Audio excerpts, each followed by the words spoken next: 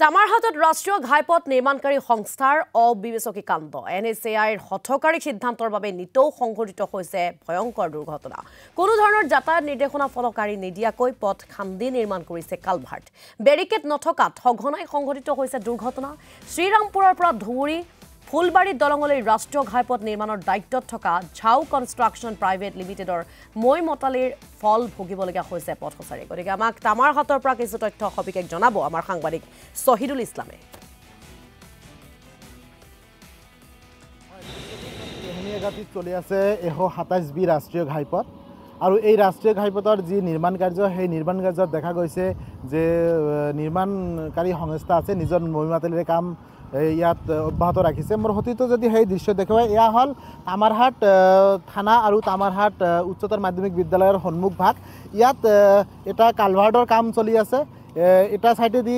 গাড়ী অহা যোৱা কৰাৰ ব্যৱস্থা আছে আৰু আনটো সাইডে একেবাৰে বন্ধ হৈ আছে কালভাৰ্ট নিৰ্মাণ কৰাৰ বাবে কিন্তু ইয়াত দেখা গৈছে যে এই কালভাৰ্ট নিৰ্মাণ কৰিবলৈ হলে যি ধৰণৰ বেৰিকেডৰ ব্যৱস্থা কৰিব লাগে যি ধৰণৰ সুৰক্ষাৰ ব্যৱস্থা কৰিব লাগে কোনো ধৰণৰ সুৰক্ষাৰ ব্যৱস্থা কৰা নাই তাৰ ফলত কিন্তু দেখা গৈছে যে ইয়াত নিতেও দুৰ্ঘটনা সংঘটিত হয় এইফালে দি যিসমূহ গাড়ী আছে সেই গাড়ীসমূহ ইয়াত আহি ইয়াত কোনো ধৰণৰ বেৰিকেড নথকাৰ বাবে কিন্তু ইয়াত এই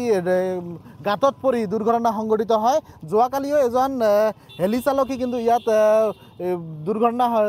সংঘটিত হৈছে আৰু চিকিৎসাধীন হ'ব লগা হৈছে এজন যে ব্যক্তি আছে মই কথা পাতিম হয় কি ক'ব ইয়াত কিনে ধৰণৰ অসুবিধা হৈছে হয় ইয়াত তাৰ মানে প্ৰায় এক মাহ হৈ গৈছে এই গাঁতটো খুন্দি ৰাখিছে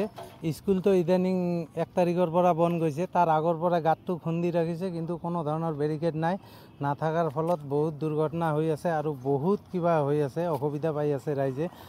ইমান ডাঙৰ এটা স্কুল আজি এক মাহ হল গাঁত খান্দি ৰাখা কামো এনেকা ভালকে চলোৱা নাই লাহে লাহে এজন দুজন মানুহ কাম কৰে কোনো বেৰিকেড নাই কোনো ধৰণৰ কি নাই নিজৰ ইচ্ছা স্বাধীনত কাম কৰি আছে যাৰ ফলত এনেকা হৈ আছে বেৰিকেড আগতে দিছিল নাই নাই এই বেৰিকেড একেবাৰে দিয়া নাই প্ৰথমৰ পৰাই দিয়া নাই এই আগফালে এখন টিনৰ কিবা লগাই থৈ দিছে কিন্তু এনেকা ওপেন ৰাখি দিছে কিমান দূৰ প্ৰায় 100 মিটাৰ আগতে ৰাখি দিছে এইফালে প্ৰায় 300 মিটাৰ আগত ফলত এইফালে দি যিবিলাক এইফালেও আহে এইফালেও সোমাই আহে গাড়ী যিবিলাক আহে ইয়াত পৰি যায় গাড়ী প্ৰায় এই এক মাহৰ ভিতৰত থানাৰ সন্মুখতে তো 3খন মান বাইক এক্সিডেণ্ট হ'লে এইফালে এইটো আৰু এই খৰখৰি যোৱা ৰাস্তাৰ ফালে খান্দি থৈছে তাতে একোই দিয়া নাই তাতেও পৰিছে দুখন ইয়াত পৰিছে যোৱাকালি হেলি চালক এজন হেলি সহ বিৰাট বেয়াকে মানে আঘাতপ্ৰাপ্ত হৈছে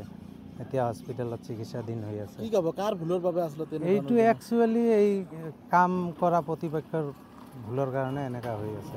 সিহঁতে কোনো ধৰণৰ ৰেসপন্সিবিলিটি নিদিয়ে সেফটি নিদিয়ে যাৰ ফলত নিজৰ মন ইচ্ছাত কাম চলাই আছে হয় ধন্যবাদ জ্ঞাপন কৰিছোঁ হয় মোৰ হতিতো যদি এটা দৃশ্য দেখুৱাই যে এইফালে গাড়ী অহা যোৱাৰ ব্যৱস্থা আছে শহীদুল ইছলাম আপোনাক এই মুহূৰ্তত আমি ধন্যবাদ জ্ঞাপন কৰিছোঁ প্ৰতিবেদন আগবঢ়োৱাৰ বাবে